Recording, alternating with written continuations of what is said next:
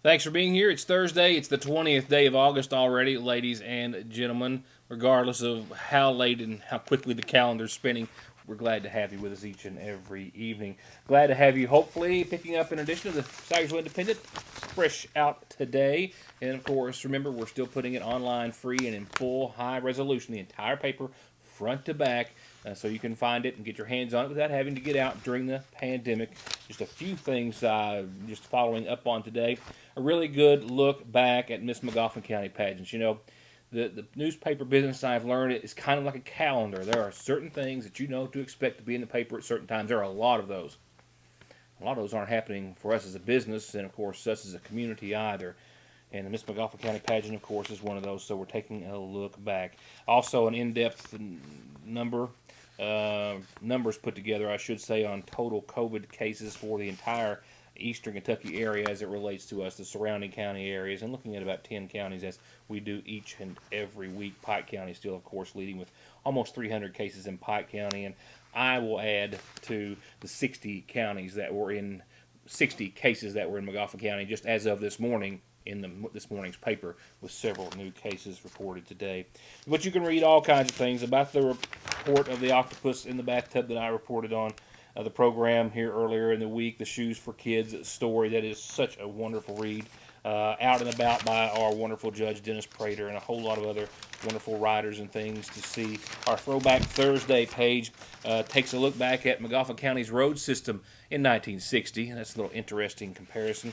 Big full page here. Sagersville, we got a new business in town, and a quite nice one. They put a lot of work and time and effort into speedies on the parkway, and of course sports write-ups are aplenty, even though sports are not. That's something I'll talk about though in just a few seconds, as the KHSAA didn't change their plans for going forward with fall sports. There's also a third segment in the paper this week, as the delinquent taxes bills, as are printed annually, are included in this week's edition. So a whole lot of things that you're not going to see, read, or find anywhere else. Hope you get one in paper or online as soon as possible.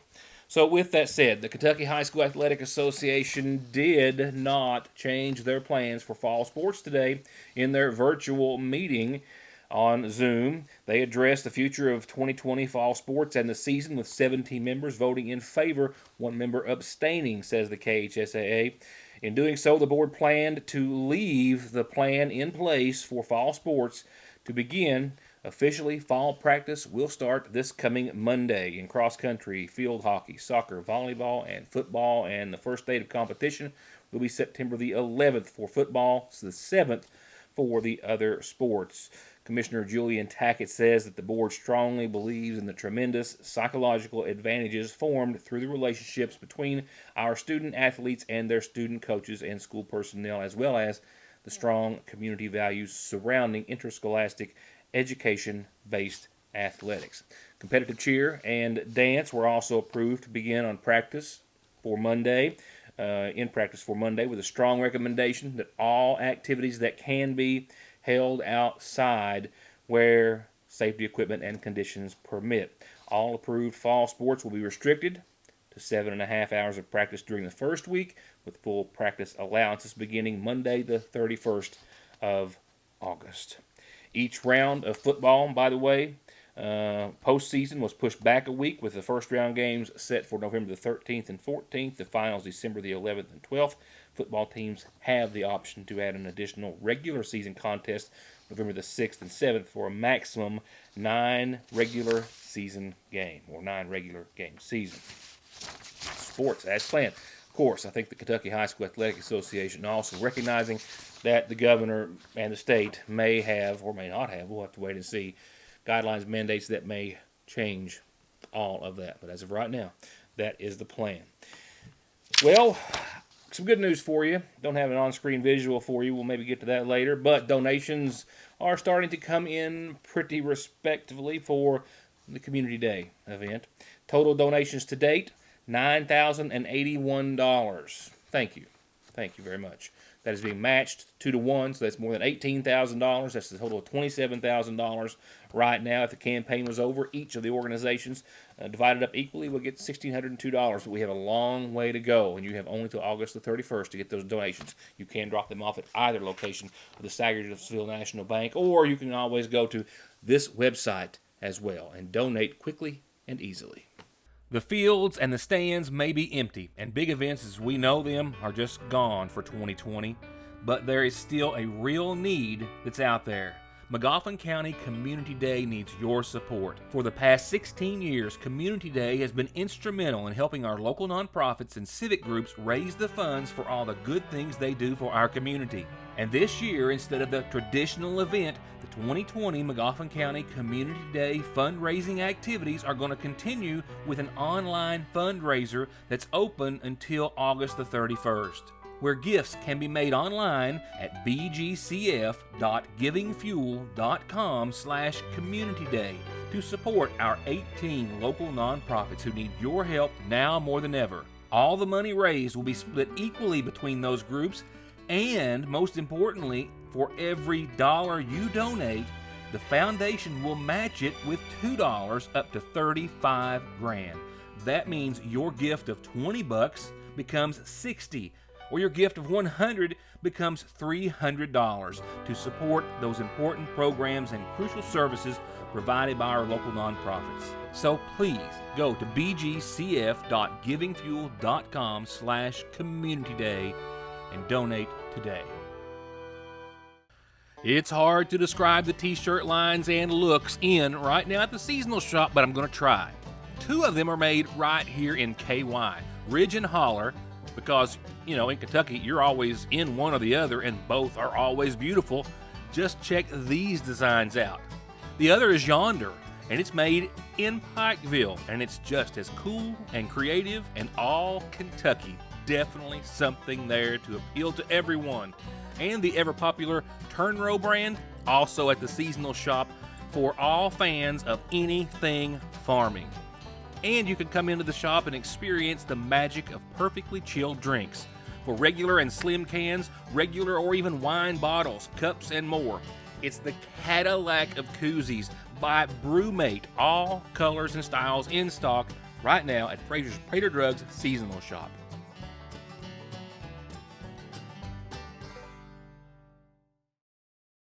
Come to Parkway Pharmacy in Sagersville and get your prescriptions filled, your over-the-counter medications, and immune system boosters, all from the safety and comfort of your own vehicle, either in their drive-thru or with their new curbside service. You can also call ahead or just download the MyGNP app, that's Good Neighbor Pharmacy, and refill and manage your prescriptions right from your device, helping you and yours stay healthy and safe. Parkway Pharmacy in Sagersville, 349-4400. Car accidents don't stop. Accidents at work don't stop. Disability and SSI cases don't stop. Your legal needs and concerns don't stop for the coronavirus, and neither does McFarland and Tinker. They are open, able to schedule appointments per CDC guidelines, and always available for telephone and video conferences. Please, be safe, be smart, stay home, and don't let your legal needs fall victim to the pandemic. Call McFarland and Tinker and let them take care of them for you.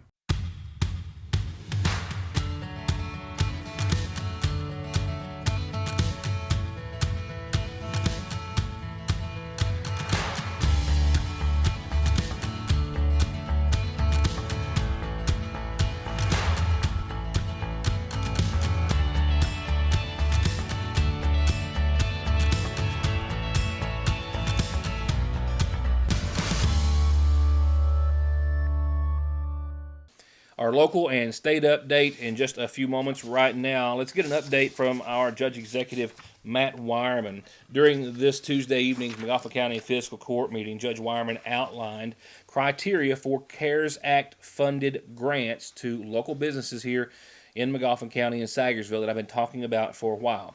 He spoke of how the $125,000 that's being set aside out of the CARES funding that the county is receiving is going to be divided. $2,000 each for businesses, $1,000 each for local nonprofits. The application period getting ready to begin in just a few days. So for more details on those grants, how our local businesses can apply, and what criteria they have to meet, as well as how the county is utilizing the rest of the CARES funding that they are receiving, here's Judge Wireman. Well, what we've got is we got an allocation of $414,000 worth of CARES money. The state has put out guidance on what that can and cannot be spent for. And we divided it up amongst those things that we felt would initially and set the priorities at that would impact the community and help mitigate COVID issues. We want to try to prevent the spread. We want to protect our facilities, but we also know that there's some loss of revenue, not only to local businesses, but to some of the nonprofits. I didn't jump out and be one of the first ones to do this because a lot of other counties have done it, and they've worked all the bugs out, let's say. You know, sometimes you jump out there and be the first one, you may do it wrong, and then it impacts your general fund budget. But everything that we've done has been cleared, or that we're proposing to do, and the fiscal court passed, has cleared the Department of Local Government, and because other counties have been doing it, and I've been in on some of the correspondence. But what we've basically been allowed to do is hire some staff, and that puts some people to work through December. These folks' jobs end in December. I know there's like school districts, they are permitted work last spring, and their initial allotment of a different pot of CARES money to give what they was calling heroes pay, and they were giving it to those people that were facing some public and doing those kind of things, and they were able to give them $25 a day or something like that. I'd hope to be able to do that with my staff, but the laws and regulations just would not permit it. But like I said, we have put some people to work temporarily, doing the temperature checks and those things. We're also allowed to help with teleworking, means working from home, and buy some equipment for that. We've renovated the courthouse already with a window for the clerk's office. It's just like you'd see at any bank. It's as secure as any bank. And it's been being used now. I think the clerk is exclusively using that window now, weather permitting, I assume. And it seems to be going well. The volunteer fire departments, we know, and the rescue squad have been impacted by fundraisers, and we just couldn't give them money.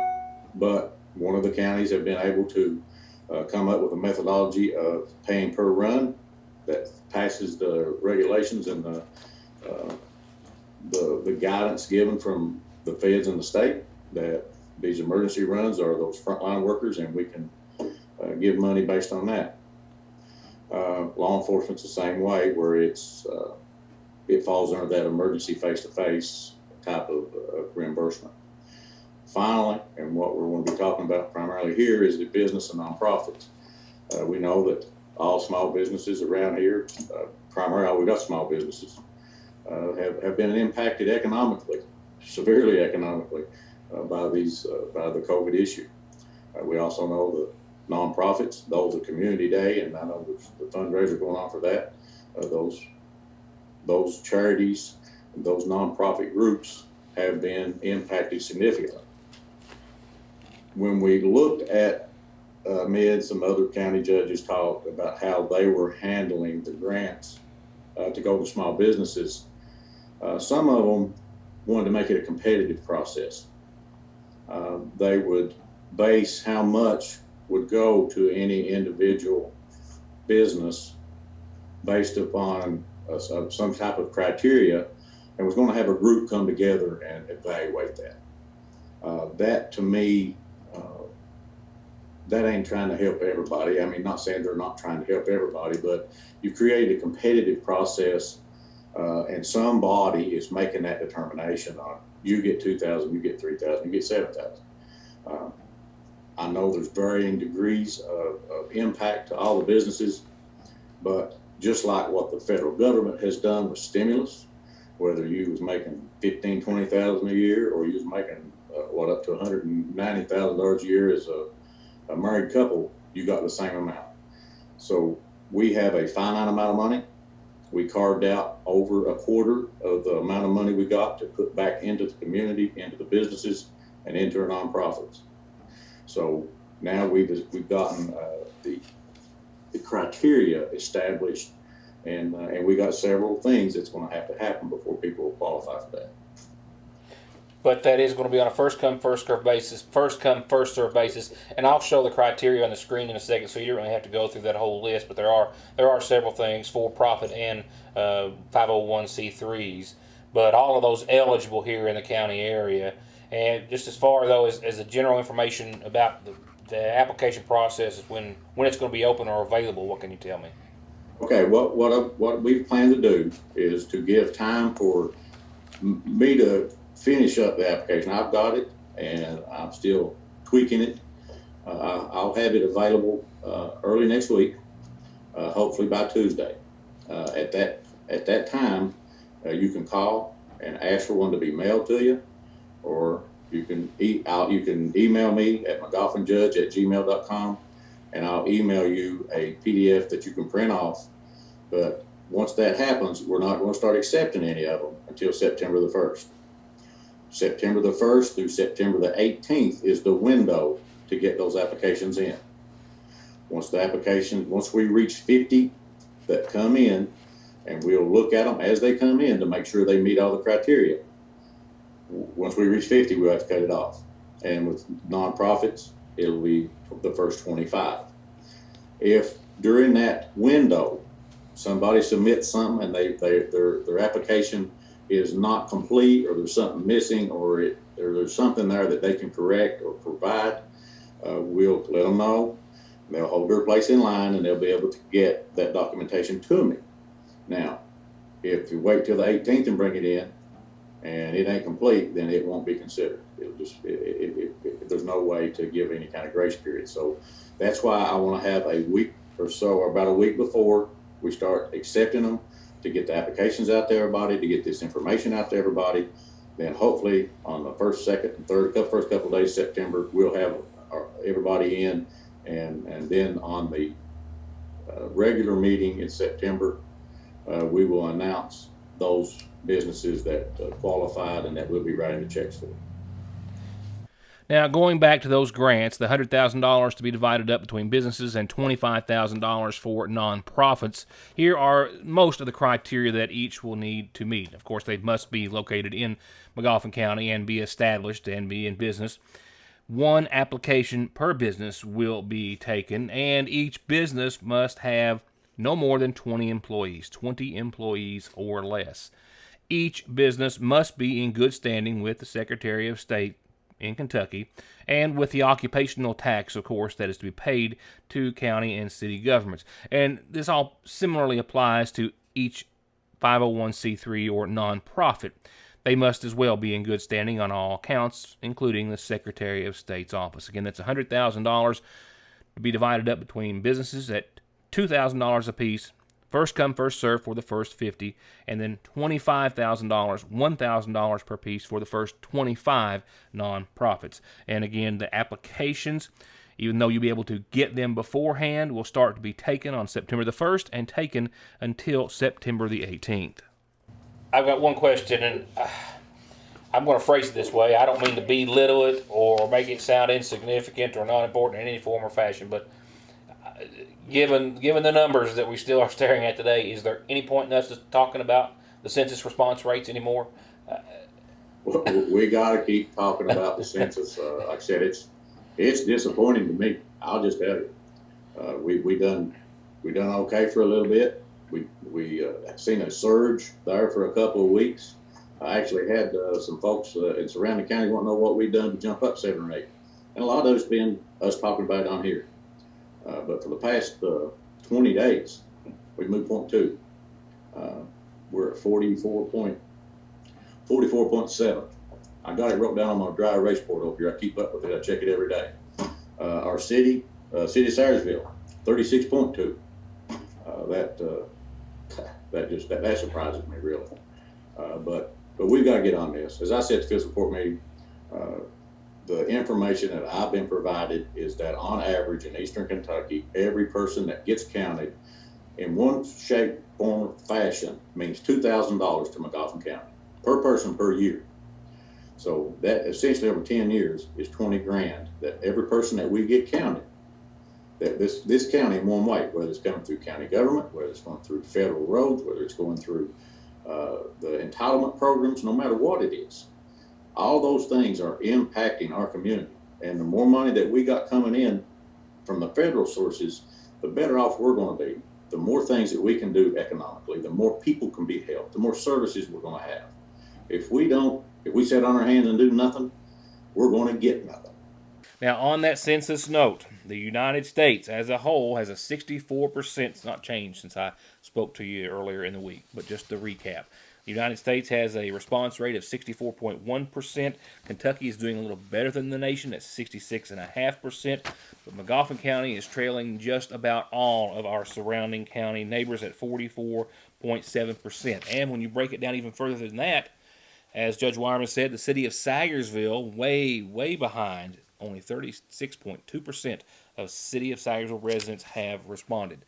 You can wait for those folks to knock on your door, or you can quite simply spend 2 minutes at 2020census.gov. Sentiments shared by state officials today as leaders, including the governor and others, were again trying to hammer home how important the census is and how we have still some time to spend that 2 minutes online.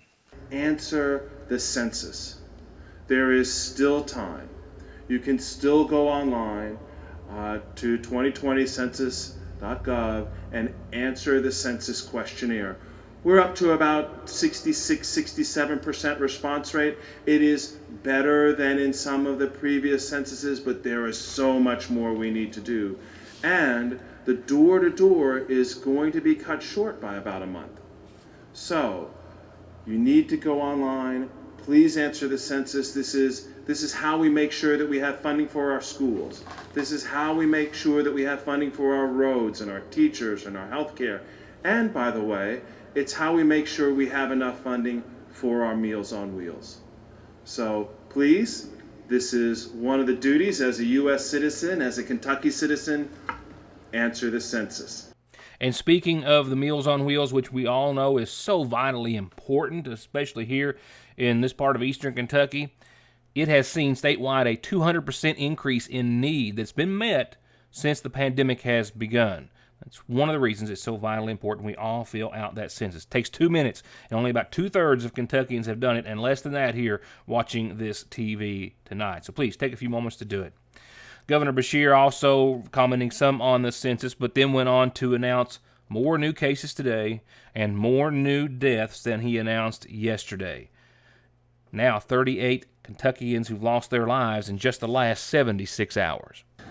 Today's COVID report is it's good news and bad news. More cases than we want, but our positivity rate has actually gone down a good amount. One that I'm happy to see.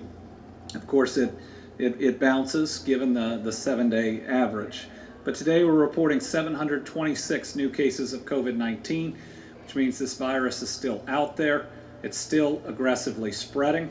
And it means that when you remove the duplicates, which we did from yesterday, 26, again, anybody who's concerned about the data, we go over it every single day to make sure that we can improve it. Our total cases are now 41,626. Our positivity rate now down to 5.18%. That's good news. Here's the really hard news. We're announcing 14 new deaths today. We had 12 yesterday. We had 12 the day before. It's 38 deaths in just the last 3 days. We have to understand that this is not just real, but when we have, it takes lives from us. And when we have weeks, and we're going to have another week, where we have almost 4,000 cases, it means even with the smaller mortality rate, even with us doing better, that we're going to lose more Kentuckians. It's basic arithmetic. So let's make sure that we make the right decisions to keep our cases low. Let's make sure that we wear our mask and stay 6 feet apart. These 14 families are also going to need your help. So keep those green lights going. Ring your bells at 10 a.m. Out of those 14 deaths today, Some were as young as 57, a 57-year-old man in a Kentucky county, a 55-year-old frontline worker, a healthcare worker at the age of 55 has died after a battle with COVID-19 in Kentucky. Another frontline healthcare worker in Pulaski County at the age of 65 as well, among those 14 deaths noted today. And out of the 726 cases announced today, 101, that's almost 1 in 7, very near, an increasing number as we're seeing almost every day, were 18 or under the age of 18. I'll be right back. Oh, it's what a lot of you have been waiting for. They're back, but only for a limited time. Loaded potato wedges at your Sagersville Lee's famous recipe. That's right, our famous hand-cut homemade potato wedges smothered in cheddar cheese, real crispy bacon, topped with either sour cream or ranch, your choice. And they're still only $2.49 with tax. Get them while you can at your Sagersville Lee's.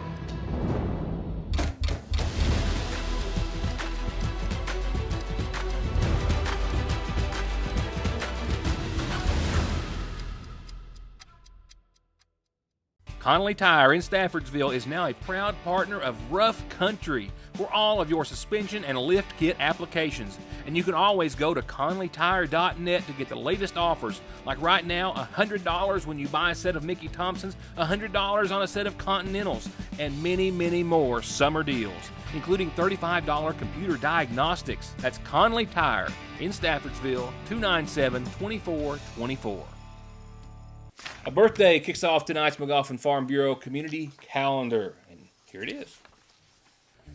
And it comes from Tanya and Trenton and family and friends, and it's to Terry Jenkins. Terry Jenkins, happy birthday to you. Happy birthday, Terry Jenkins, from a whole lot of friends and family and Tanya and Trenton. Happy birthday. A quick reminder on tonight's calendar that the McGoffin County Head Start program is offering virtual classes this year. Call them to find out more about this new learning opportunity for Head Start kids. 349-3488. And call me whenever you've got a calendar announcement. You know the deal. Don't have to pay anything for it. You just got to tell me, and I'll tell everyone about it gladly. And that's, of course, for any of your church, organization, nonprofit birthdays and anniversaries, too. And funeral services, as we go on, are, as they always are, nightly brought to you by the McGoffin County Funeral Home. As I understand, arrangements are still pending and incomplete for 84-year-old Thomas Dowdle of Mays Branch in Prestonsburg, who passed away on Tuesday of this week, to be announced soon by the Sagersville Funeral Home.